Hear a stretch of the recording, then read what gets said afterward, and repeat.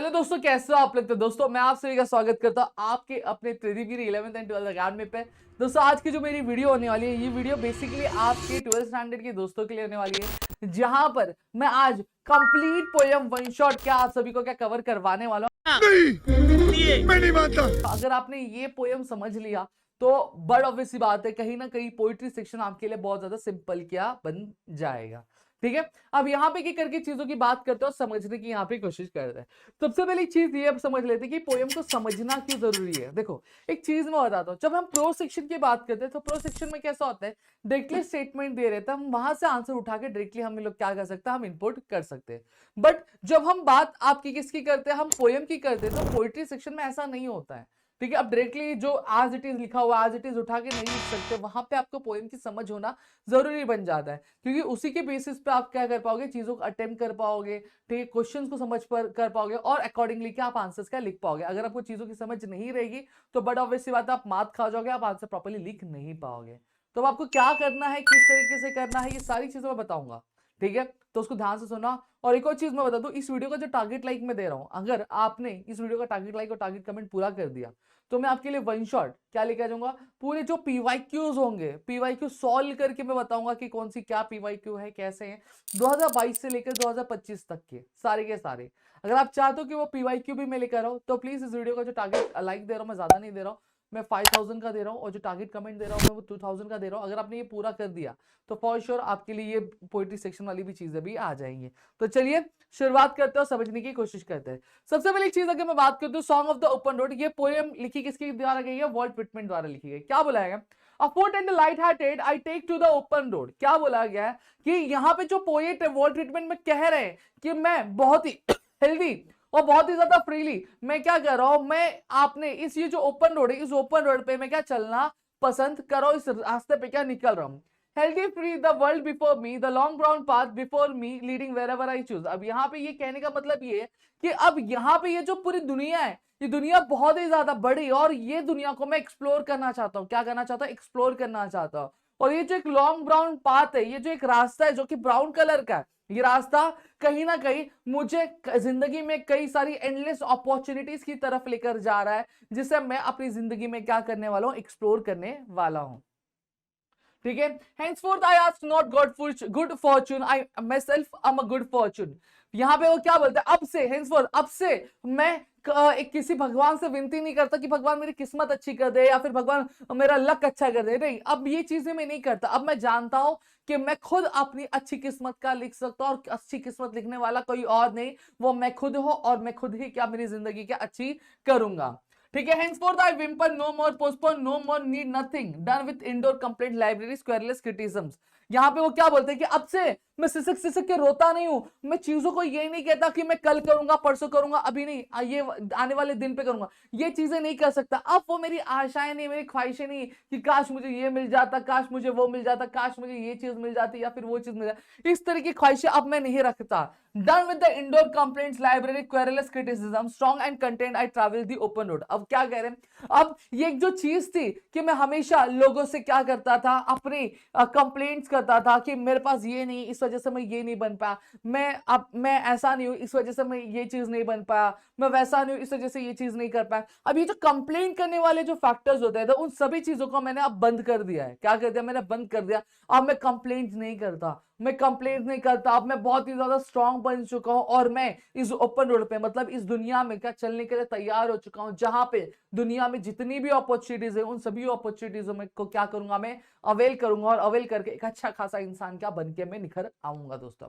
Life में कई बार होता है कि हम हमेशा एक चीजों को कोसते रहते हैं, कि जहां पे हम कोसते रहते हैं कि आकाश मेरे पास अगर ये होता तो आज मैं ये होता, अगर मुझे ये चीज मिली होती बचपन में तो मैं ऐसा होता, अगर मुझे बचपन में ये चीज मिली होती तो मैं वैसा होता। नहीं, एक चीज मैं यहाँ पे क्लियर करूं, आपको जो मिला है वही आपके लिए बेस्ट है, और उसी के बेसिस पे आपको चीजें क्या लेके चलनी होती है। अगर आप कंप्लेन करोगे कि लाइफ में मैं ऐसा था वैसा था, ये चीज नहीं थी, वो चीज नहीं थी, अगर ये चीजें करोगे तो कभी भी आप लाइफ में सक्सीड नहीं कर पाओगे, कभी भी सक्सीड नहीं कर पाओगे। जिस दिन आपने कंप्लेन करना छोड़ दिया और काम करना शुरू कर दिया, उस दिन आपके सक्सेस पक्की। और यही चीज क्या वॉल्ट व्हिटमैन अपने इस पोएम के माध्यम से क्या कह रहे हैं, समझ में आ गया। The earth that is sufficient, I do not want the constellation any near, I know they are very well where they are, I know they suffice for those who belong to them. अब यहाँ पे वो कह रहे हैं कि जो अर्थ है, ये अर्थ बहुत ही ज्यादा क्या सफिशिएंट है मेरे लिए, मुझे अब कुछ और नहीं चाहिए। इसका कहने का मतलब क्या है? कहने का मतलब ये कि ये दुनिया मेरे लिए बहुत ही ज्यादा क्या इनफ है, मुझे और कुछ नहीं चाहिए। जो भी चीजें मेरे पास है उसको उसकी मुझे बहुत ज्यादा कदर है, और उसके अलावा मुझे मेरी जिंदगी में कोई और चीज चाहिए भी नहीं। और एक होता है ना, I do not want the constellations any nearer, I know they are very well where they are. वो होता है ना कि राहु केतु ये घर में वो घर में, ऐसी बहुत सारी चीजें चलती रहती। तो वही पोएट कह रहे हैं कि अब मुझे वो तारे सितारे गर्दिशें देखने की जरूरत नहीं है। मैं जानता हूं जिस भी पोजीशन पे वो अपनी जगह पे बहुत सही पोजीशन पे है, बहुत सही पोजीशन पे है।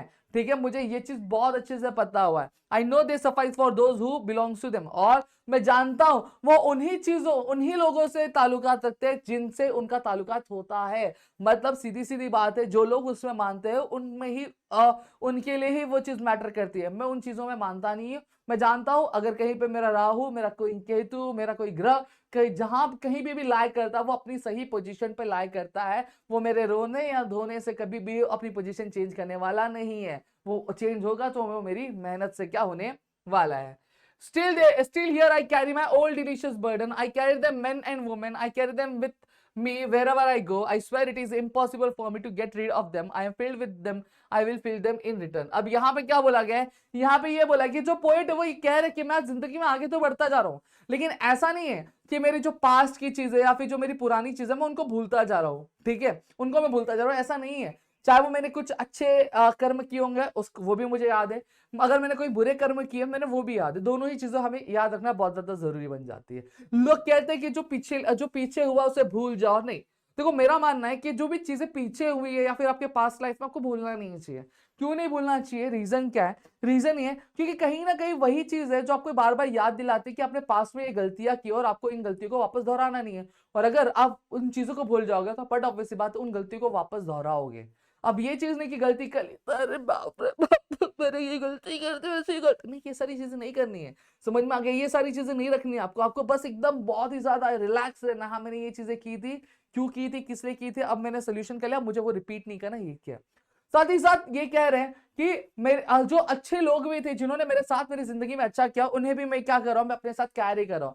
चाहे वो पुरुष हो चाहे वो स्त्री हो, दोनों को ही मैं क्या कर रहा हूं, अपने साथ क्या लेके चल रहा हूं। 2 मिनट, ठीक है, दोनों को ही मैं अपने साथ क्या लेके चल रहा हूं, और मैं दोनों में से किसी को भी कभी क्या भूलने वाला नहीं हूं। हाँ, मैं अब मेहनत कर रहा हूं, मैं अब जिंदगी में आगे बढ़ रहा हूं। जिन्होंने भी मेरी जिंदगी में अच्छे कर्म किए, अच्छा काम किया, मैं उन सभी की जिंदगी में क्या करने वाला हूं, अच्छी चीजें क्या घुलने वाला हूं, अच्छी चीजें क्या मैं उनको रिटर्न करने वाला हूं, जो फेवर्स उन्होंने मुझ पे क्या किए।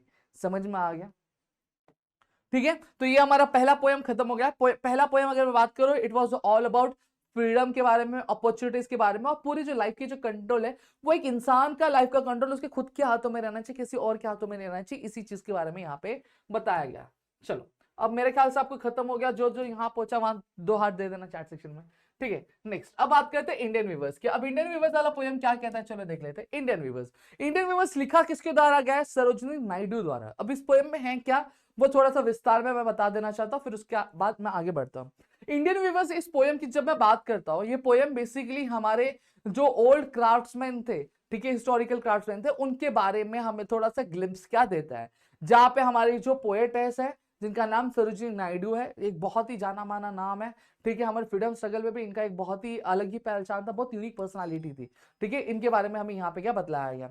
तो चलो अब एक एक करके इनके बारे में हम देखते हैं क्या बोला गया है इस पोएम में। बेसिकली पूरा जो पोएम है ये 3 पार्ट में क्या डिवाइड किया गया हमारे लाइफ से रिलेटेड, जहाँ पे बर्थ, यूथ और डेथ के बारे में यहाँ पे हमें चीजें क्या बतलाई गई। चलो, क्या बोला गया है? Weavers weaving at the break of day, why do you weave a garment so gay? Blue as the wing of a helicon wild, we weaven the robes of a newborn child.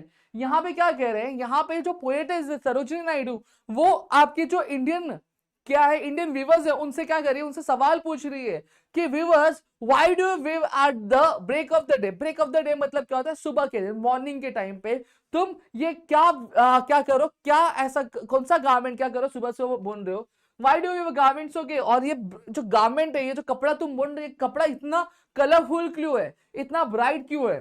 तो यहाँ पे जो viewers है वो reply देते हुए कहते हैं, blue as the wing of a halcyon wild, we weave the robes of a newborn child. अब यहाँ पे बोल रहे हैं कि ये जो कपड़ा हम ये क्या कर रहे हैं, बुन रहे हैं, ये क्या है, ये जो हेलिकॉन जो चिड़िया यानी जो किंगफिशर जो चिड़िया होती है, उस चिड़िया के जो पंख होते हैं जैसे रंग बिरंगे होते हैं, जैसे ब्लू होते हैं, उसी तरीके से ये कपड़ा भी क्या उतना ही क्या ब्लू है। और ये जो कपड़ा हम बुन रहे हैं, ये कपड़ा हम एक जो नौजवान बच्चा, एक जो न्यूबॉर्न बेबी है, उस न्यूबॉर्न बेबी का हम क्या कर रहे हैं, कपड़ा बुन रहे हैं। ठीक है, इसलिए शुरुआत तो यहाँ पे मॉर्निंग से बताया क्यों जा रहा है। देखो एक इंसान है, अगर मैं भी हूं, मैं भी इंसान ही हूं। ठीक है, मैं इंसान हूं, अरे मैं क्यों बता रहा है मैं इंसान हूं, मैं हूं ही इंसान।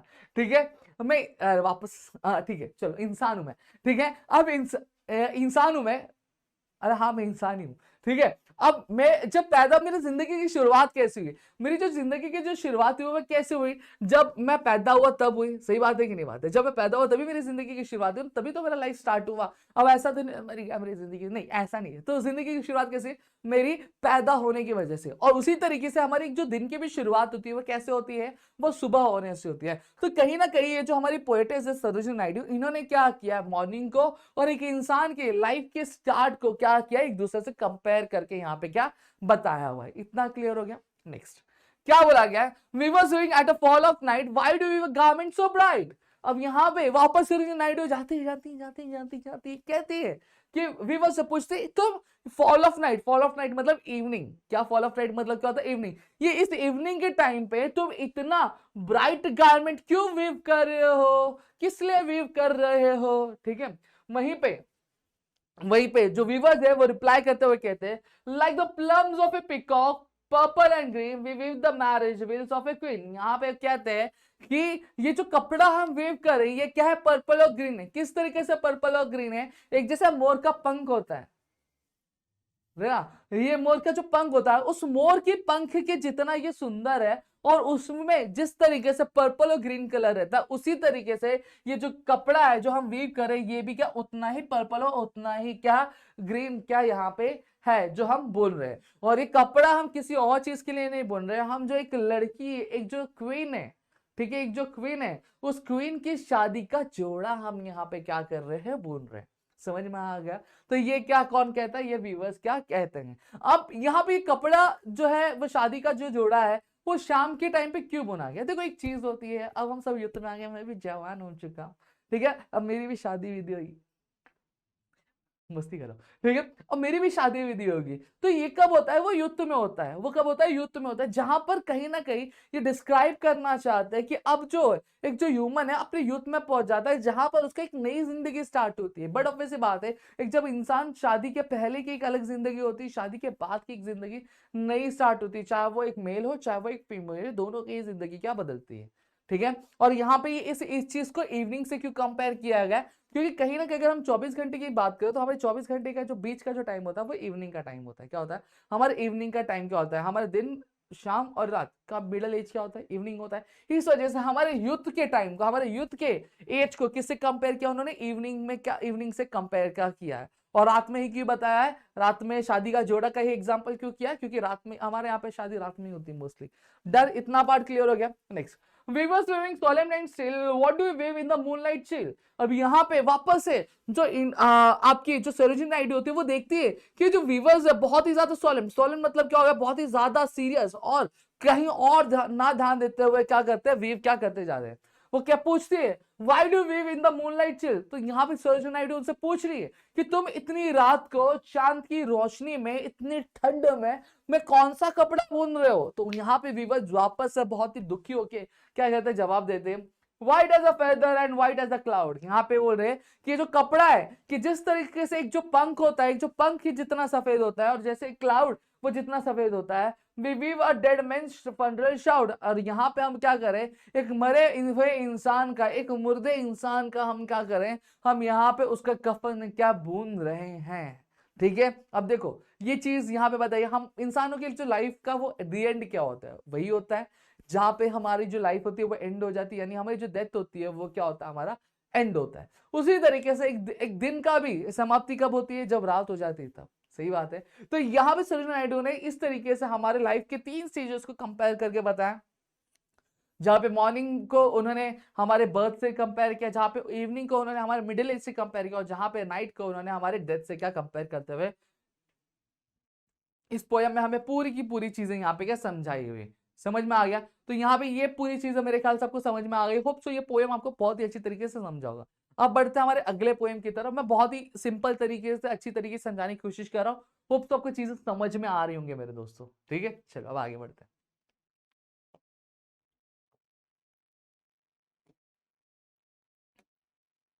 नेक्स्ट अब बात करेंगे हम इनकेप रॉक की। अब इनकेप रॉक की अगर मैं बात करूं, ये बेसिकली पोएम में है क्या? ये पोएम लिखा किसने? रॉबर्ट साउदे ने लिखा है। ठीक है, इस पोएम का थोड़ा सा ओवरव्यू दे देता हूँ, फिर उसके बाद में इसमें आगे क्या बढ़ता हूँ। बेसिकली जो पोएम है, ये पोएम हमें ये सिखाती है कि जैसा करोगे वैसा भरोगे, जैसी करनी वैसी भरनी। आज is so shall you rib. जिंदगी में देखो, अगर आप किसी भी इंसान के साथ अगर गलत कर रहे हो या फिर बुरा करो, तो आपके साथ भी क्या बुरा होगा ही होगा। अब ये चीज हमें कैसे समझ में आती है? ये चीज आपको इस पोएम के माध्यम से बहुत अच्छी तरीके से समझेंगे। बाद में यही चीज होती है कि बाद में हमारे करने पे हमें पछतावा होता है। हमने जो बुरे कर्म किए होते हैं, उस बुरे कर्म का पछतावा होता है कि मैंने क्या कर दिया, ऐसा मुझे नहीं करना चाहिए था। और तब तक वो बहुत ज्यादा देर हो जाती है। इसलिए कहा जाता है कि जिंदगी में कभी भी ना किसी के बारे में बुरा सोचना है, ना किसी के बारे में बुरा बोलना है। अगर आप किसी के बारे में बुरा सोच रहे हो, बुरा बोल रहे हो, तो कहीं ना कहीं वो चीज आपके लिए भी क्या रिपीट होगी ही होगी। समझ में आया? So let's not waste the time, moving towards the poem. क्या बोला है? No still in the air, no still in the sea. The ship was still as she could be. Her sails from the heaven received no motion. Her keel was steady in the ocean. यहाँ पे क्या बोला गया है? यहाँ पे ये बोला है कि जो हवा में एक समुद्र है, उस समुद्र में, ये पूरा समुद्र है, इस समुद्र में जो हवा है, वो हवा बहुत ही धीरे धीरे क्या बह रही है। ठीक है, जो समंदर है, उस समंदर में किसी भी तरह का क्या मूवमेंट नहीं हो रहा है। जो शिप था, ये जो शिप है, ये शिप जितना ठहरा हुआ रह सकता था, वो उतना ठहरा हुआ आराम से क्या ठहरा हुआ था। Her sails from heaven received no motion. और हवाओं में किसी भी तरह के का क्या था, झोंका नहीं दिखाई दे रहा। तो हर कील was steady in the ocean. यहाँ पे बोला गया है कि जो शिप का जो बॉटम था, शिप का जो बॉटम वाला पार्ट था, वो बहुत ज्यादा स्टेडी था, बहुत ज्यादा स्टेबल था, वो मूव कर रहा नहीं था। आपने देखा होगा कि जनरली जब कभी भी आपका मूवमेंट होता है ओशन में या फिर सी में, तो जो शिप का जो बॉटम होता है वो ऊपर नीचे होता रहता है। तो यहाँ पे पोएम में इस लाइन के माध्यम से हमें यह बताया जा रहा है कि जो शिप का जो बॉटम था वो बहुत ज्यादा स्टेबल था, वो बहुत ज्यादा स्टेडी था। तो वो इसका मतलब क्या कि ओशन बहुत ही ज्यादा शांत था, जो सी था बहुत ज्यादा शांत था, उसमें किसी तरह का मूवमेंट नहीं था। फिर विदाउट द साइन और sound of their shock the waves flowed over the Inchcape rock. यहाँ पे क्या बोला गया? किसी भी भनक या फिर किसी भी आवाज के बिना जो लहरें थी, वो लहरें किसके ऊपर फ्लो कर रही थी? आपका ये जो इनकेप रॉक था उसके ऊपर फ्लो कर रही थी। अब इनकेप रॉक का मतलब क्या होता है? इनकेप रॉक का मतलब ये होता है, देखो एक समंदर है, ये पूरा समंदर है फॉर एग्जांपल। अब यहाँ पे रॉक का आपको एक थोड़ा सा हिस्सा दिख रहा है। क्या दिख रहा है? थोड़ा सा हिस्सा दिख रहा है। और बाकी जो मेजर पार्ट है वो क्या पानी के अंदर है। इसी रॉक को क्या बोला है उन्होंने? इनकेप रॉक क्या बोला गया? So little they row, so little they play, they do not move the incapable. अब यहाँ पे क्या बोला गया है कि मौसम इतना अच्छा है, इतना शांत है कि जो लहरें, ये लहरें इस इनके रॉक के ऊपर थोड़ा सा जाती थी, फिर नीचे आती थी, फिर थोड़ा सा जाती थी, फिर नीचे आती थी। लेकिन ये आपका ये जो इनके बेल था, इस इनके बेल को छू नहीं पा रही थी, इस इनके बेल को छू नहीं पा रही थी। मतलब पानी उतना ऊंचा भी जा रहा नहीं था, मोशन बहुत ज्यादा स्लो थे। The abbot of the abbot rock had placed that bell on the Incape rock on a buoy in the storm. It floated and swung. अब यहाँ पे, अब इस इनकेप रॉक पे ये बेल लगाया किसने था? एक जो संत थे, जिनका जो एबट रॉक थे, जो एबट थे, सॉरी, जो संत एबट थे, जो एबट रॉक से क्या करते थे, बिलोंग करते थे, उन्होंने क्या किया था? उन्होंने इस बेल को क्या इस इनकेप रॉक पे क्या लगा दिया था। अब क्यों लगाया था, कैसे लगाया था? On a बुओय। ऑन अ बुओय मतलब क्या था? बुओयंट फोर्स आपने पढ़ा होगा फिजिक्स में, 12th फिजिक्स में। बुओयंट मतलब क्या होता है? एक ऐसी चीज जो क्या करती है, जो पानी पे फ्लोट करती है, उसी को हम लोग क्या बोलते हैं? बुओयंट बोलते हैं। और जो फोर्स काम करता है उसको हम लोग क्या बोलते हैं? बुओयंट फोर्स क्या बोलते हैं। ठीक है, तो उन्होंने क्या किया था? एक बुओय पे इसको क्या, बेल को क्या अटका दिया था। क्या किया था? अटका दिया था। In the storm of it floated and swung. और जब भी जब पानी का लेवल बढ़ता था, जो पानी का लेवल बढ़ता था, ये जो चीज जो नहीं डूबती, तो जब डूबेगी नहीं, तो जैसे पानी का बढ़ेगा तो उसका भी लेवल बढ़ेगा। और जब लेवल बढ़ेगा तो जो स्ट्रिंग लटकी हुई है वो क्या हो जाएगी? छोटी। जब छोटी होगी तो वो क्या होगी? वो बेल बजेगी। क्या करेगी? बेल बजेगी। And over the waves it warning rang. और फिर जब वेव्स एक हद से ऊंची हो जाएगी, जब आपका पूरा का पूरा इनके पूरा पानी के अंदर चला जाएगा, तो ये बेल क्या बजेगी। और ये जब बेल बजेगी तो जो भी सेलर्स होंगे, ठीक है, जो भी सेलर्स होंगे, उनको एक वार्निंग मिलेगी कि आगे क्या है, इनके रॉक है, तो हमें हमारी जो डायरेक्शन है वो क्या कर लेनी चाहिए? वो हमें चेंज कर लेनी चाहिए। When the rock was hit by the surges swell, The mariners heard the warning bell and they knew the perilous danger and blessed the abbot of Abbottabad. अब यहाँ पे जब कभी भी जो रॉक है, ये जो इनके रॉक के, वो जब कभी भी चुप जाता था किसके, समुद्र की लहरों की वजह से, या फिर समुद्र में जब पानी का लेवल बढ़ता था, तो पानी का लेवल बढ़ने की वजह से जब ये रॉक क्या हो जाता है, ये चुप सा जाता था, तो ये जो मराइनर्स है, मैंने बताया जब रॉक का पानी का लेवल बढ़ेगा तो ये जो बुया है वो ऊपर फ्लो होगा, तो स्ट्रिंग छोटी हो जाएगी, तो bell बजेगी।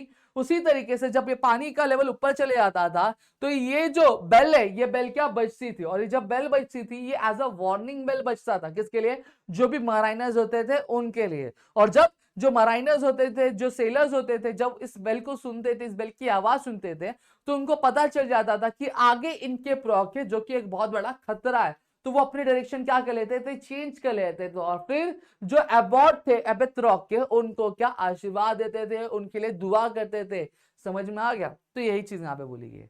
Next, the sun in the heaven was shining gay, all things were joyful on that day. अब यहाँ पे उस दिन की बात कर रही है कि जो सन है वो आसमान में बहुत ही ज्यादा ब्राइट था, बहुत ही ज्यादा अच्छे तरीके से शाइन कर रहा था, और पूरा जो मौसम था बहुत ही ज्यादा जॉयफुल था, बहुत ज्यादा खुशी वाला था।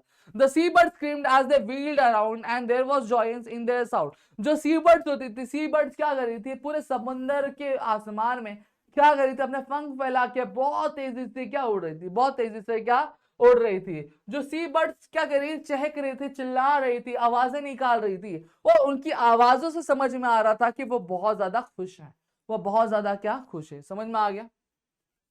The buoy of the Incape Bell was seen, a darker speck on the ocean king. अब यहाँ पे ये जो बुयाय था, ये जो इनके रॉक था, ये पूरे समंदर में एक जो बोलते ना कि एक दाग सा होता है, एक छोटा सा टाइनी डॉट, ब्लैक डॉट जैसा होता है, उसी तरीके से यहाँ पे क्या ये दिख रहा था।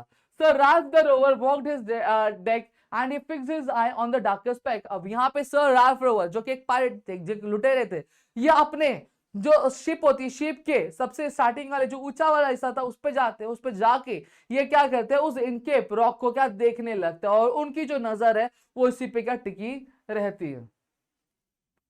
He felt the cheering power of the spring. It made him whistle. It made him sing.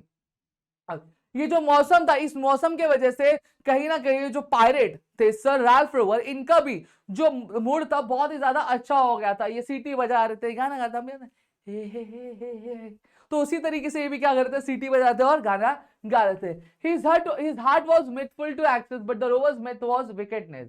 अब यहाँ पे उनका जो दिल था, वो दिल बहुत ही ज्यादा खुश हो गया था, ओवरजॉयड हो गया था। लेकिन ये जो सर राल्फ रोवर थे क्या थे, एक लुटेरा था, और लुटेरा था तो बेटा इनकी खुशी इनमें रहेगी क्या? नहीं, इनकी खुशी तो जब ये बुरा काम करेंगे तो इनकी खुशी मिलेगी ना, तो इसलिए एक बुरा काम करने के लिए तड़प रहे थे। ठीक है। His eye was on the Incape float. My men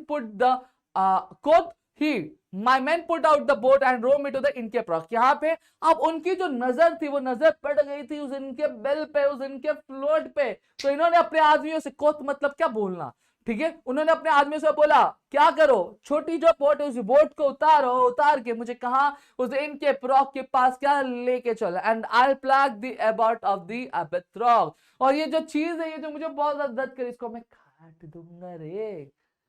ठीक है। The boat is lowered, the boatsmen row, and to the Incape rock they go. Sir Ralph bent over from the boat and he cut the bell from the Incape float. अब यहाँ पे जो boat है वो ship से क्या नीचे उतर जाती है, और वहां पे वो इनकेप रॉक के पास क्या चले जाते हैं। जो सर राल्फ है वो क्या होते हैं, थोड़े से झुकते हैं, झुक के वो अपनी तलवार निकालते, तलवार निकाल के वो फटाक से वो जो स्ट्रिंग होती है उसको काट देता है, और जो इनके बेल होता है वो क्या कट जाता है। Down sung the bell with a gurgling sound. The bubble rose and burst around. यहाँ पे जैसी बेल कटती है तो बेल कट के क्या नीचे जाती है, जब नीचे जाती है तो बबल्स निकलते हैं, तो बबल्स गगल, तो इससे क्या आवाज आती है, और जो आवाज आती है तो बबल्स निकलते हैं, बबल्स क्या होते हैं, बनते फुटते।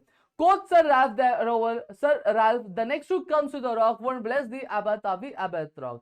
अब यहाँ पे वो कहते कि अब अगला जब कोई भी मराइनर आएगा, कोई भी जो सेलर आएगा, उसको अब ये बेल की आवाज सुनाई नहीं देगी, और जब बेल की आवाज सुनाई नहीं देगी तो वो फिर से आपके जो एबॉट थे एबेथ रॉक के, उनको वो उनके लिए दुआ नहीं देगा, उनको आशीर्वाद नहीं देगा। सोचो कितना ध्यान दो, ये सच बोले नहीं आते। ठीक है. Sir Ralph Rover sailed away. He scoured the seas for many a day, and now grown rich with the plunder store, he stays his course for Scotland shore. यहाँ पे अब जो सर राल्फ रोवर है, अब वो क्या करते हैं, अब वो वहां से दूर चले जाते हैं समुन्द्र में, कई दिनों तक क्या शिकार ढूंढते रहते हैं, लूटपाट करते रहते हैं, और जब लूटपाट करके वो बहुत ज्यादा अमीर हो जाते हैं, और फिर वो अपनी पूरी टीम को क्या करते हैं, वो गाइड करते हैं, डायरेक्शन दिखाते हैं कहां पे जाने के लिए, स्कॉटलैंड के किनारे क्या जाने के लिए.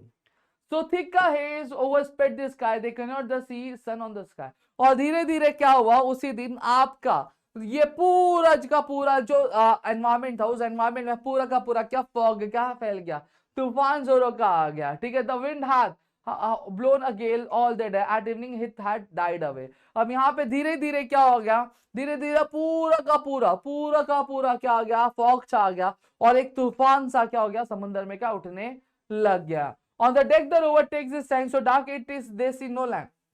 वापस से जो सर राल्फ रोवर है वो अपने डेक पे जाके खड़े हो जाते हो, डेक पे जाके खड़े होते तो वो देखते जमीन ढूंढने की कोशिश करते, लेकिन इतना अंधेरा होता है कि उनको कुछ भी दिखाई देता नहीं. Call Sir Ralph Rover, it will be lighter soon for there is the dawn of the rising moon. अब यहाँ पे जो सर राल्फ रोवर है वो वापस से कहते हैं कि जल्द ही रोशनी आ जाएगी, और हम रोशनी आ जाएगी, और फिर हम ये जो मून की जो किरणें होती है उस किरणों से हम क्या करेंगे, रास्ता देख पाएंगे. Can't see a state one, the breakers roar, for me thinks we should be near the shore. No, now where we are I cannot tell, but I wish I could hear the Incape bell. यहाँ पे फिर जो sir Ralph rover कहते, मैं सुन तो नहीं सकता कि यहाँ पे आवाज कैसी आ रही है, शायद हम क्या समुद्र के किनारे हैं, लेकिन मैं बता नहीं सकता कि हम कहाँ हैं. काश मैं उस इनकेप बेल को क्या सुन पाता, काश मैं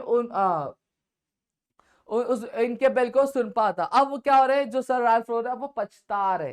ठीक है. They hear no sound, the swell is strung, though the wind hath fallen, they drift along till the vessel strikes with a shivering shock. Oh Christ, it is the Incape Rock. अब यहाँ पे उनको कोई भी आवाज सुनाई नहीं देती, और वो धीरे धीरे क्या कहते हैं, बहते जाते रहते हैं. जो हवा बहुत तेजी से बहती रहती है, और तभी ये जो पूरा उनका जो शिप होता है, वो शिप क्या होता है, वो अचानक से क्या आ जाता है, इस इनके रॉक पे लड़ जाता है. जब लड़ जाता है तो आवाज आती है, और तब वो कहते हैं भगवान ये तो इनके रॉक है जिससे हम क्या लड़े. Sir Ralph Rover tore his hair, he cursed himself in his despair.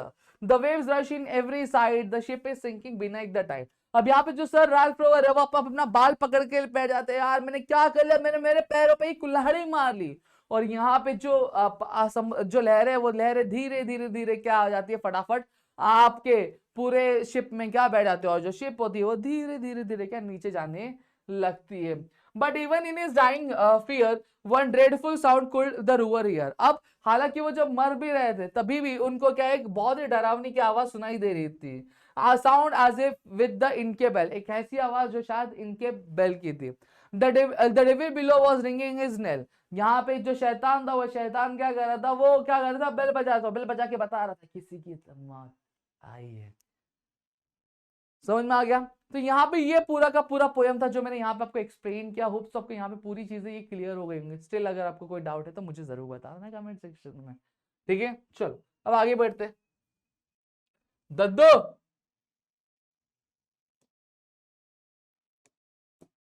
चलो अब आगे बढ़ेंगे. Have you earn your tomorrow. क्या है हमारा, have you earn your tomorrow. और जब ठीक है, जब मैं इस पोएम की बात कर रहा have you earn your tomorrow, तो have you earn your tomorrow है क्या, ये बेसिकली एक पोएम है. थोड़ा स्लीव्स थोड़ा टाइट करवाने पड़ेंगे. ठीक है. Have you earn your tomorrow basically poem है किसके बारे में, ये पोएम है आपके एडगर गेस्ट के बारे में, जिन्होंने ये पोएम लिखा है, जहां पर ये पूछते कि क्या तुमने आज के दिन ऐसा कुछ काम किया है कि तुम कल का दिन जो है जीने के लायक बन सको, या फिर किसी के दिल में खुशी आपने पैदा, खुशी मतलब वो वाली खुशी नहीं, मतलब वो इमोशन वाली खुशी क्या पैदा किया जिसकी वजह से सामने वाला बंदा आपसे खुश हो और आपका जिंदगी क्या जी सको. क्या बोला गया, is anybody happier because you pass his way, does anyone remember that you spoke to him today. क्या आज के दिन कोई इंसान आपसे खुश है, वही आपसे पूछो खुश है, नहीं खुश है. देखो इसलिए बोला था have you earned your tomorrow पढ़ो. ठीक है. तो यहाँ पे तो ये जो क्या होता है कि आज के दिन क्या कोई खुश है क्योंकि आप उनसे मिले या फिर आप उनके बगल से गुजरे.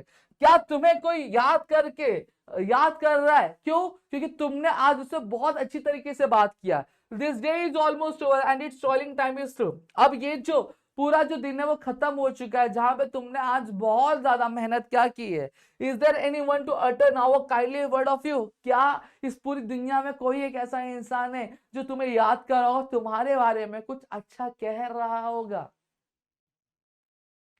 Did you give a cheerful greeting to the friend who came along, or a churly sort of howdy and then vanishing into the song? क्या तुमने किसी अपने दोस्त को, जब आप रास्ते से गुजर रहे थे, तुम्हारा एक दोस्त मिल गया और तुमने उसको बहुत ही cheerful, अरे हेलो दोस्त कैसा है, क्या तुमने ऐसा इसको किया, या फिर तुमने बस रास्ते पे जा रहे थे बस दोस्त फिर आए, और ऐसे आप फिर उसके बाद आप अपनी जल्दी में क्या कर गए, इनफॉर्मल ट्रीट करके और फटाक से जो क्राउड था उस क्राउड में गायब हो गए। Were you selfish pure and simple as you rush along the way? क्या तुम उस टाइम पे खुदगर्ज थे और तुम क्या उस रास्ते में अपने दोस्तों को अच्छे से ट्रीट ना करके हुए निकल गए? और is someone mighty grateful for a did you did today? या फिर तुमने आज कुछ ऐसा काम किया जिसकी वजह से एक जो इंसान है बहुत ही ज्यादा तुम्हारा शुक्रगुजार है कि तुमने जो आज काम किया उसके लिए। Can you say tonight in the parting with the days that slipping fast that you helped a single brother of the many that you have passed? यहाँ पे क्या तुम ये कह सकते हो, क्या ये तुम कह सकते हो कि आज रात को जब ये दिन क्या पूरा खत्म होते जा रहा है और फटाफट निकल रहा है, कि तुमने इस दुनिया में जितने भी तुम्हारे भाई बहन है, देखो एक यूनिटी बताइए, एक ब्रदरहुड की बात है, इस दुनिया में तुम्हारे जितने भी भाई बहन है, जितने भी हमारे इंडिविजुअल्स हैं, उनमें से किसी भी एक इंडिविजुअल की तुमने मदद की है क्या? Is a single heart rejoicing over what you did और सेड? क्या इस दुनिया में एक सिंगल सा दिल है, एक प्यारा सा दिल है जो क्या बहुत ही ज्यादा खुश है सिर्फ और सिर्फ तुम्हारी वजह से, तुम्हारे कहने से, तुम्हारे बोलने पे, या फिर तुम्हारे कर्तव्य की वजह से? Does a man whose hopes were fading now with courage look ahead? क्या एक ऐसा इंसान जिसकी जो मरने की इच्छा हो रही थी, या फिर जिंदगी में एक जो होप था वो खत्म हो चुका और वापस से उसके अंदर हिम्मत आई है, वापस से होप आया सिर्फ इसलिए क्योंकि तुमने उसके साथ अच्छा किया? क्या ऐसी चीज है? क्या ऐसा कुछ काम किया है तुमने? Did you waste the day or lose it? Was it well or solely spent? अब यहाँ पे वो पूछ रहे, जो पोएट है वो पूछ रहे, क्या तुमने अपना जो दिन है वो वेस्ट कर दिया है, गवा दिया है, या फिर उसको बहुत ही अच्छी तरीके से इस्तेमाल किया है? Did you leave a trail of kindness or a scar of discontent? क्या तुमने किसी से बहुत ही प्यार से, बहुत ही अच्छी तरीके से बात किया है, या फिर किसी से बहुत ही रूडली बात किया है? As you close your eyes in the slumber, do you think that God will say? क्या जब तुम रात में जब सोओगे, नींद में जब तुम अपनी आंखें बंद करोगे, तो क्या भगवान तुमसे ये कहेंगे कि you have earn one more tomorrow by the work you did today? कि भगवान क्या आके तुम्हारी नींद में तुमसे ये कहेंगे कि बेटा, कि तुमने आज या क्या किया है, कल का एक दिन और कमाए? क्यों? क्योंकि तुमने आज जो काम किया वो काम बहुत ही अच्छा काम किया। क्या तुमने ऐसा कोई काम किया है? ठीक है, तो बेसिकली यहाँ पे जो पोएट है एडगार गेसी हमसे यही कह रहे हैं कि हम we should be polite to each and everyone. मतलब मार्केट में बहुत सारे लोग हैं जो हमेशा एक दूसरे को नीचा दिखाना चाहते हैं, ठीक है, एक दूसरे को बोलते ना कि नीचा दिखा के आगे बढ़ना चाहते। ये चीजें नहीं होती है भाई। मैंने देखो एक चीज होती है, मैंने अपनी लाइफ में जो सीखी है, मैंने मेरे अपने गुरुओं से सीखी, हमेशा ये चीज है कि आपको हमेशा आपके काम पे फोकस करना चाहिए, किसी को उल्टा सीधा नहीं बोलना चाहिए, ठीक है। वही एक चीज एक होता है कि एक पढ़े लिखे एक इंसान की एक निशानी होती है, ठीक है। अगर आप एक दूसरे को नीचा ही दिखाओगे तो लाइफ में आप क्या ही आपने सीखा है, क्या ही आप आगे बढ़ रहे हो, ठीक है। तो हमें ये चीजें थोड़ी सी वैल्यू करनी चाहिए, और यही चीज हमारे जो पोएट है एडगर गेसी यहाँ पे बता रहे हैं। आप देखोगे यहाँ पे पूरा पोएम में वन शॉट पढ़ा रहा हूँ, होप सबको यहाँ पे चीजें समझ रही होंगी। चलो अब आगे बढ़ते हैं।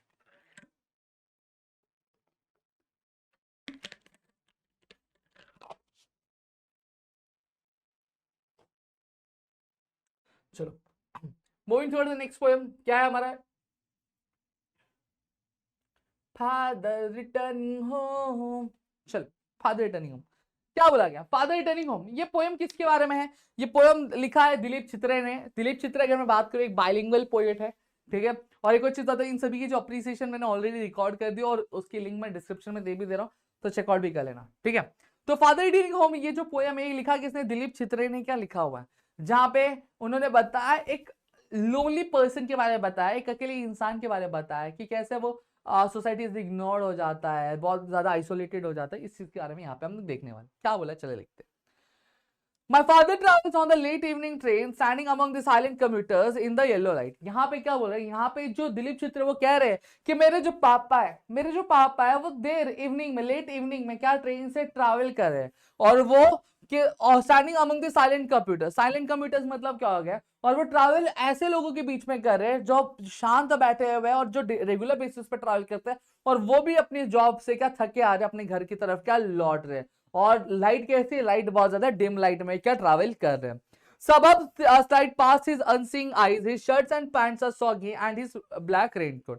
अब यहाँ पे दिलीप चित्र ये कह रहे हैं कि उनके जो डैड है वो डैड इतने थक चुके हैं कि जब वो ट्रेन से जब चल रहे हैं तो आजू बाजू का जितना भी सिनारियो है, जो भी रेसिडेंशियल एरियाज गुजर रहे हैं, जो भी जंगल वगैरह गुजर रहे, उन पर उनका बिल्कुल भी ध्यान नहीं है. उनकी जो शर्ट है, उनकी जो पैंट है वो क्या सॉगी मतलब क्या हो चुकी है, गीली हो चुकी है, और उनका जो ब्लैक रेनकोट है वो क्या हो गया, उस पर मिट्टी लग चुकी है, उस पर क्या कीचड़ क्या लग चुका है, और उनका जो बैग है वो बैग ओवरफिल्ड हो चुका है, क्या बहुत ज्यादा भर चुका है, जिसकी वजह से उस बैग में से जो एक किताब है वो बाहर गिरती हुई क्या दिखाई मुझे दे रही है. He's dimmed by age fade homeward. His eyes dimmed by age fade homeward through the humid monsoon night. अब यहाँ पे उनकी जो आंखें है वो आंखें कैसी हो चुकी है, वो डिम्ड हो चुकी है. डिम्ड देखो, जैसे जैसे एक इंसान बड़ा होने लगता है तो उसकी जो आंखों की जो चमक होती है वो क्या होने लगती है, वो कम होने लगती है, मुरझाने लगती है. वही आप छोटे छोटे एकदम चमक एकदम मस्त लगती रहती है, ठीक है. तो वो उम्र की वजह से उनकी जो आंखों की जो चमक थी वो क्या हो गई, धीरे धीरे कम हो चुकी है, और वो अब क्या कर रहे हैं, इस ह्यूमिड मानसून नाइट मतलब बारिश के मौसम में वो क्या घर की तरफ क्या भर रहे हैं. Now I can see him getting off the train. अब मैं उन्हें देख पा रहा हूं कि वो ट्रेन से क्या हो रहा है, वो ट्रेन से उतर रहे हैं, जैसे like a word drop from a long sentence, जैसे एक लंबे से सेंटेंस में से एक जो शब्द है वो बाहर निकल जाता है, उसी तरीके से एक लंबे से ट्रेन में से मेरे जो डैड है वो बाहर निकल के आ रहे. He hurries across the length of the great platform, crosses the railway line, enters the lane. His chappals are sticky with the mud, but the hurries onward. अब यहाँ पे क्या हो गया, अब वो बहुत ही ज्यादा जल्दबाजी करते हैं, तो वो क्या करते हैं, वो आपका ब्रिज ना लेकर वो डायरेक्टली क्या रेलवे ट्रैक क्रॉस करके वो एक गली में घुस जा रहे हैं, क्या एक गली में क्या घुस जा रहे हैं, और उनकी जो चप्पल है वो चप्पल कीचड़, पूरा कीचड़ कीचड़ हो चुका है, लेकिन वो फिर भी क्या जल्दी जल्दी क्या घर की तरफ क्या बढ़ रहे हैं, ठीक है. Home again I see him drinking wake today. और फिर घर पे मैं जब उन्हें देखता हूं तो वो क्या कर रहे हैं, वो एक ठंडी सी चाय क्या पी रहे, एक प्लेन चपाती खा रहे और एक किताब क्या पढ़ रहे. He goes into the toilet to contemplate man's estrangement from a man-made world. अब यहाँ पे वो कहाँ पे जा रहे हैं, वो वॉशरूम जा रहे हैं, वॉशरूम में जाके वो बहुत ही डीप थिंकिंग में जा रहे हैं, जहां पर वो एक जो इंसान है वो इंसान कैसे इस धरती पे एग्जिस्ट किया, कैसे इस दुनिया में आया, उसके बारे में वो क्या सोच रहे हैं. Coming out he trembles at the sing. और जब वो बाहर आते तो बहुत ही ज्यादा वो कमजोर दिखाई देते, क्या देते, कमजोर दिखाई देते. The cold water running over his brown heads. अब जो ठंडे ठंडी जो पानी है उनके जो ब्राउन हेड्स है, मतलब सावले हाथ, मेरी तरह कुछ हाथ रहेगा, ठीक है, सावले हाथों से क्या बह रही है. फिर droplets cling to the greying hair on his wrist. और कुछ जो पानी की बूंदे है वो क्या करें, इनके जो हेयर्स है, ठीक है, बॉडी हेयर्स पे क्या अटक जा रही है. His silent children have often refused to share jokes and secrets with him. और उनके गुस्से की वजह से, बहुत जल्दी बैड टेम्पर की वजह से उनके जो बच्चे हैं वो बच्चे भी क्या कर रहे हैं, उनसे रिफ्यूज कर रहे हैं, उनसे कोई भी जोक, उनसे कोई भी सीक्रेट शेयर करने से क्या मना कर देता, और उनसे कोई भी बात करता नहीं, और ये जनरली होता है, ठीक है. He will now go to sleep listening to the static on the radio. अब यहाँ पे क्या हो गया, अब वो सोने के लिए जाएंगे, कहाँ पे जाएंगे, वो सोने के लिए जाएंगे रेडियो पे धुन क्या लगा के. Dreaming of his ancestors and grandchildren, thinking of nomads entering a subcontinent through a narrow pass. जहां पर वो अब वो सोने जाएंगे, अब जब सोएंगे तो वो अपने पूर्वज के बारे में सोचेंगे, या फिर उनकी जो आने वाली जो पीढ़ी है, उनके जो पोते नाती होंगे उनके बारे में सोचेंगे. साथ ही साथ जो नोमैड्स होते हैं, नोमैड्स मतलब क्या होते हैं, जो ये होते थे ना, जो एक जगह रहते नहीं थे, इधर उधर घूमते थे, ठीक है.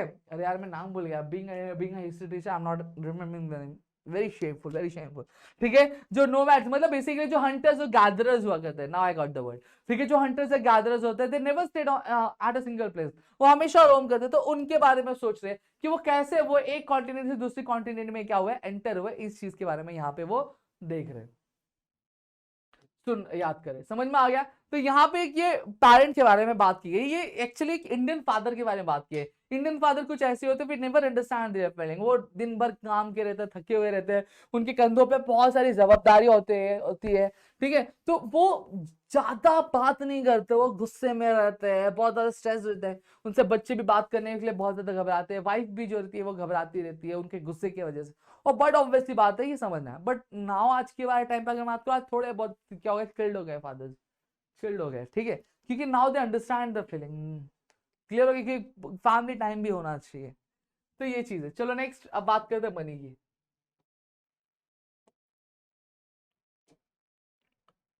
ठीक है, ये जो पोयम है मनी, ये मनी लिखा किसने, W.H. डेविस ने लिखा हुआ है, ठीक है। मनी, जहां पर ये बताते हैं कि मनी के बारे में इन्होंने ये बोला गया है कि मनी एक ऐसी चीज है जो कहीं ना कहीं इंसान को बहुत ज्यादा क्या करती है, हेल्प करती है, ठीक है। लेकिन पैसा ही सब कुछ होता है क्या, नहीं, पैसा ही सब कुछ होता नहीं है। जहां पर ये बता रहे कि पैसा ही सब कुछ नहीं होता है, लाइफ में खुशियां भी बहुत ज्यादा मैटर करती है, यही चीज के बारे में बताया गया। तो चलो ये करके यहाँ पे देखते हैं, थोड़ा सा पानी P low. Hmm hmm hmm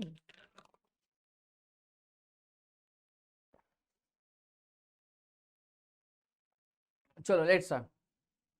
When I had money, oh, I knew no joy till I went poor। यहाँ पे ये जो पोएट है, पोएट कह रहे हैं कि जब मेरे पास पैसा हुआ करता था, तो तब तक मुझे क्या खुशियां क्या होती है, एक ट्रू हैप्पीनेस क्या होता है, इसके बारे में पता ही नहीं चलता था। लेकिन जब मैं गरीब हुआ, तब मुझे समझ में आया कि एक्चुअल में खुशियां क्या होती हैं, ठीक है, हैप्पीनेस क्या होता है, इस चीज के बारे में मुझे समझ में आया। For a many a false man as a friend came knocking all the day at my door। और जब मैं अमीर हुआ करता था, तो बहुत सारे मेरे दोस्त आया करते तो जो हमेशा, और वो दोस्त सच्चे दोस्त थे क्या, नहीं झूठे दोस्त, और वो हमेशा मेरे दरवाजे पे खट खट खट खट खट क्या किया करते रहते थे। Then felt I like a child that holds the trumpet that he must not blow। और उस टाइम मुझे क्या लगता था, उस टाइम मुझे एक ऐसे बच्चे की तरह लगता था जिसके हाथ में ट्रम्पेट थमा दिए, उसको बोला गया बेटा ट्रम्पेट तो दे दिए, लेकिन उसको बजाना मत, because a man is dead I dead not speak to let this world know. अब यहाँ पे ये क्योंकि एक जो इंसान है वो उसकी इंसानियत क्या मर चुकी है, और मेरी इतनी हिम्मत नहीं थी कि मैं कह बोलूं और इस झूठी दुनिया के बारे में क्या बता सकूं, या फिर झूठी दुनिया को क्या बोल सकूं, ठीक है। Much have I thought of life and seen how poor men's hearts and ever light. जब मैं गरीब हुआ तब मुझे ये चीज समझ में आई कि इस जिंदगी को जब मैंने देखा कि कैसे एक जो गरीब आदमी होता है वो हमेशा खुश रहता है, उसका जो दिल होता है वो प्यार से क्या भरा हुआ रहता है। And how their wives do hum like a bees. और कैसे उनकी जो पत्नियां होती है, वो पत्नियां कैसी होती है, वो हमेशा दिन भर क्या करती है, दिन भर काम करती रहती है, क्या दिन भर क्या काम करती रहती है, समझ में आ गया। About their work from morn till night. और वो कैसे सुबह से लेकर के रात तक किस तरीके से काम करती रहती है, इस चीज के बारे में यहाँ पे क्या बात की जाती है। क्लियर हो गया, ठीक है, डन, इतनी चीजें क्लियर हो गई। अब आगे बात करते हैं। So when I hear this poor ones laugh and see the rich ones coldly frown, poor men think men think I need not go up so much as rich men should come down। यहाँ पे जब कभी भी मैं इन गरीबों को क्या हंसते हुए देखता था, ठीक है, और जो अमीर हुआ करते थे उनको बहुत में मुरझाया हुआ देखता था, वो उन्हें खुश नहीं देखता था, तो वहां पे ये जो गरीब इंसान है, जो पुअर मैन है, वो हमेशा सोचता था कि मैं इतना भी ऊपर ना जाऊं, मैं इतना भी अमीर ना बनूं कि एक जो अमीर आदमी को क्या मेरी तरह क्या नीचे आना पड़े, कि वो इतना उदास हो जाए, उसको खुशियों के लिए क्या मेरी तरह क्या नीचे आना पड़े। समझ में आ गया, क्लियर हो गया। When I had money, oh, my friends proved all untrue, but now I have no money, oh, my friends are real, though very few। यहाँ पे वो बोल रहे जब मेरे पास पैसा हुआ करता था, तो मेरे बहुत सारे जो दोस्त थे वो क्या थे, वो झूठे थे, क्या थे, झूठे थे। लेकिन जब मेरे पास क्या है, पैसा नहीं है, जब मेरे पास पैसा नहीं है, मेरे पास दोस्त बहुत सच्चे हैं, हालांकि बहुत कम है, लेकिन जितने भी है बहुत ज्यादा सच्चे। समझ में आ गया। तो यहाँ पे ये मैंने पूरी की पूरी पोएम आपको एक्सप्लेन कर दी। अब 2 पोएम बाकी है। एक कॉल आ रहा है मेरा, मैं उसे अटेंड कर लेता हूँ, फिर उसके बाद हम रिज्यूम करते हैं। चलो मैं पॉज कर दूं, ठीक है। चलो अब बढ़ते हैं हमारे अगले पोएम की तरफ। अब अगला पोएम हमारा कौन सा रहेगा, चलो, she walks in a beauty, ठीक है। चलो स्टार्ट करेंगे। ये क्या हुआ भाई,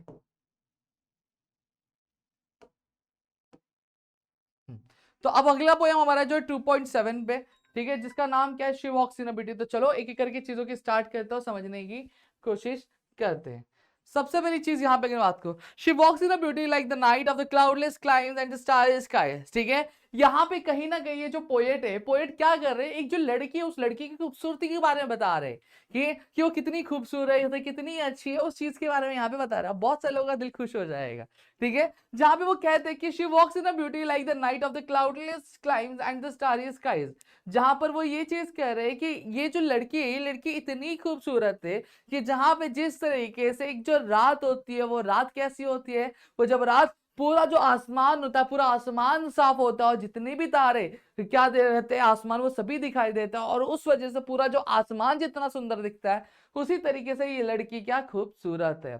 And all that's best of the dark and the bright meet in her aspect features and her eyes। और यहाँ पे ये चीज बोली गई है कि एक जो डार्कनेस और एक जो ब्राइटनेस का जो कॉम्बिनेशन, जो एक सबसे अच्छा कॉम्बिनेशन जो हो सकता है, वो पूरा का जो पूरा कॉम्बिनेशन है डार्कनेस और ब्राइटनेस का, वो हमें क्या इस लड़की में क्या देखने मिल रहा है। Meet in her aspects and her eyes just mellowed so that tender light which heaven to gaudy a day denies। अब यहाँ पे क्या बोला गया, यहाँ पे ये बोला गया कि ये जो डार्कनेस और जो ब्राइटनेस का जो कॉम्बिनेशन होता है, जो हमें कहाँ देखने मिल सकता है, जो हमें कहीं नहीं देखने मिल सकता, वो परफेक्ट कॉम्बिनेशन हमें इस लड़की के चेहरे में, इस लड़की की आंखों में क्या देखने मिल रहा है। ये खूबसूरती कुछ उसी तरीके से है, ये जो डार्कनेस और ब्राइटनेस की खूबसूरती बहुत ही ज्यादा अच्छी है, जो भगवान भी अगर दिन में देना चाहे तो भगवान देने से मना कर देंगे, क्योंकि वो उस तरह की खूबसूरती वो दिन में भी ना निखरेगी कि जैसे ये जो लड़की है रात में क्या चलते हुए दिखाई दे रही है।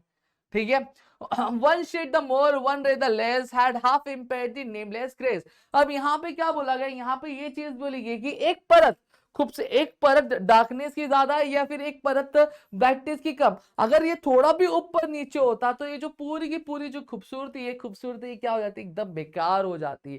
ये एकदम परफेक्ट कॉम्बिनेशन है डार्कनेस और ब्राइटनेस का।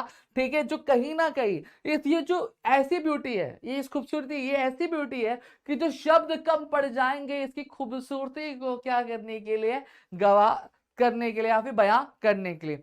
which waves in her every raven dress or softly lightens over her face।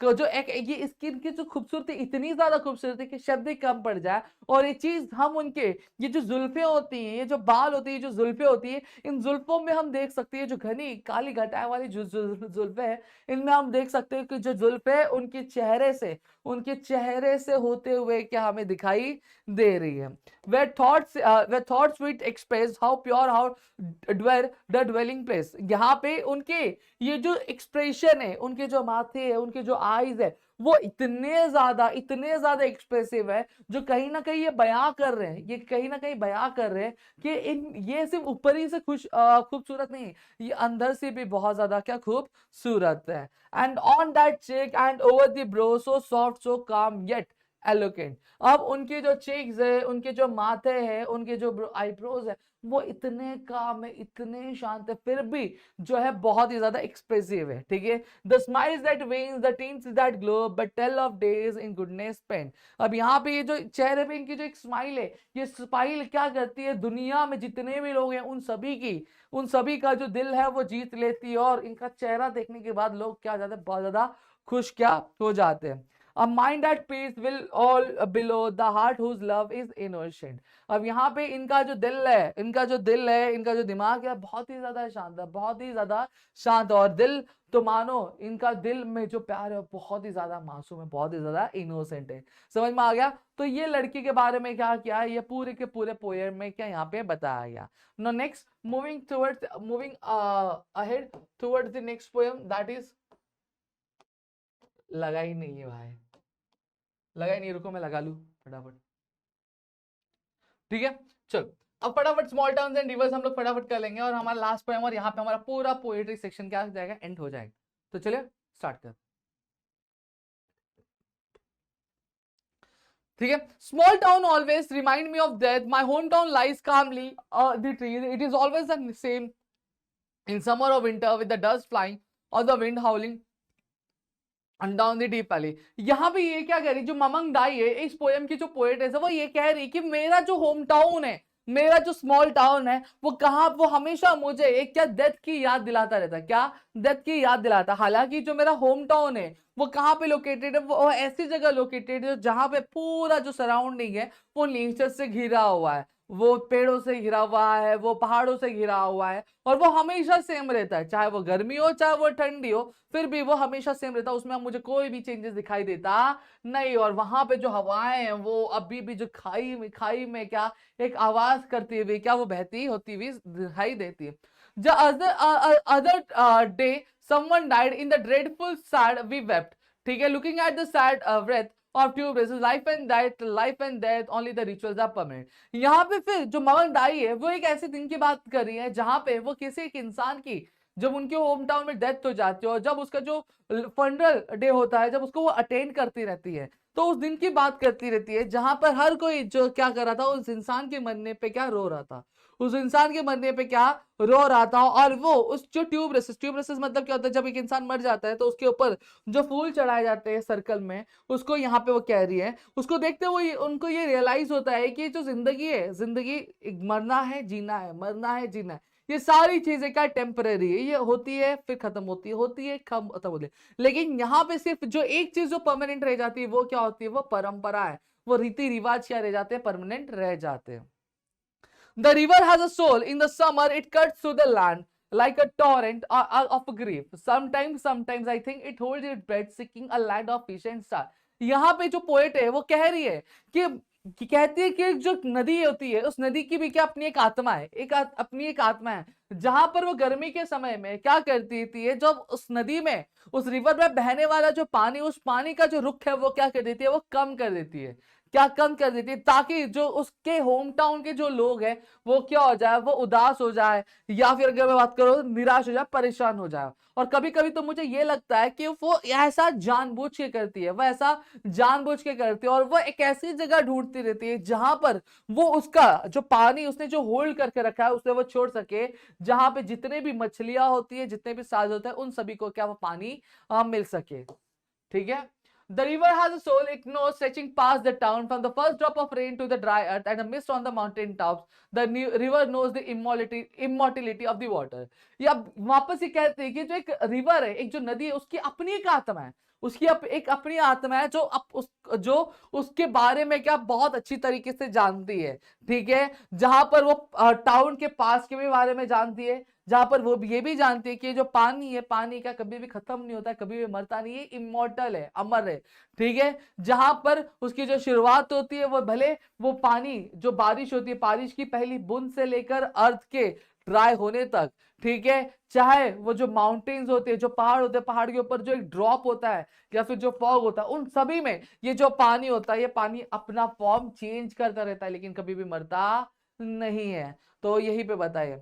ठीक है। A shrine of happy pictures marks the day of the child. Small town grow with anxiety for the future. The dead are placed pointing west. When the soul rises, it walk into the golden east, into the house of the sun.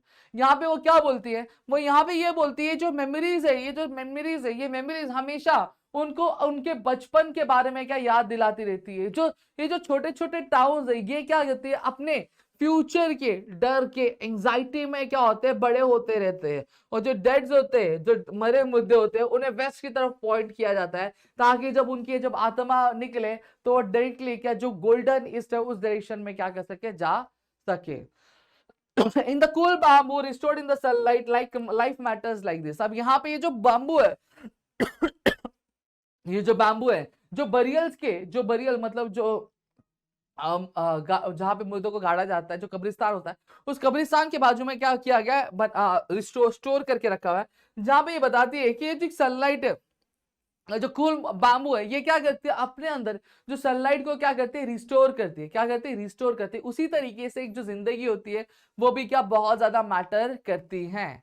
ठीक है। In small towns by the rivers we all want to walk with the gods. अब यहाँ पे अगर मैं बात करूं, ये जो स्मॉल टाउन है, क्या है, ये जो स्मॉल टाउन है रिवर का, यहाँ पे हम सभी क्या रहना चाहते हैं, यहाँ हम सभी बहुत अच्छी तरीके से रहना चाहते हैं, अपनी जिंदगी गुजारना चाहते हैं। लेकिन हम में से कुछ लोग होते हैं जो क्या करते हैं, कुछ वेल्थ के लिए, कुछ पैसों के लिए क्या कहते हैं, इन सभी चीजों को क्या जीना हराम कर देते हैं, इन सभी चीजों को कहते हैं तहस कर देते हैं। समझ में आ गया? तो यहाँ पे मैंने आपको पूरी की पूरी जो पोयम है मैंने यहाँ पे आपको समझा दी। होप सो यहाँ पे आपको पूरी चीजें क्या क्लियर हो गई होंगी, आपको समझ में आ गया? डन, क्लियर है? ठीक है। यहाँ पे एक चीज मैं आपको बता दूं, यहाँ पे ईस्ट का मतलब ये है कि जब जब कोई भी इंसान मरता है तो उसका जो बॉडी होता है वो कहाँ पे पॉइंट किया जाता है, वो आपका ईस्ट की तरफ क्या वेस्ट की तरफ पॉइंट आउट क्या किया जाता है कि जब उसकी जो बॉडी है, जब बॉडी उसकी बाहर निकले, क्या जब बॉडी उसकी बाहर निकले तो बाहर निकल के डायरेक्टली वो जो नेचर है उस नेचर से जाके घुल मिल सके। समझा? ये पॉइंट मेरा रह गया था। तो यहाँ पे पूरी की पूरी चीजें मैंने आपको एक्सप्लेन कर दी, पूरा पोयम मैंने आपको यहाँ पे समझा दिया। तो यहाँ पे वन शॉट पोयम खत्म। अगर आप चाहते हो ऐसे में प्रोज के लिए बनाओ तो प्लीज मुझे कमेंट सेक्शन में कमेंट करके जरूर बता दें। तो मिलते हैं हमारे अगली वीडियो में, तब तक के लिए घर पे रहो, सुरक्षित, अपना ध्यान रखना दोस्तों। जय हिंद दोस्तों।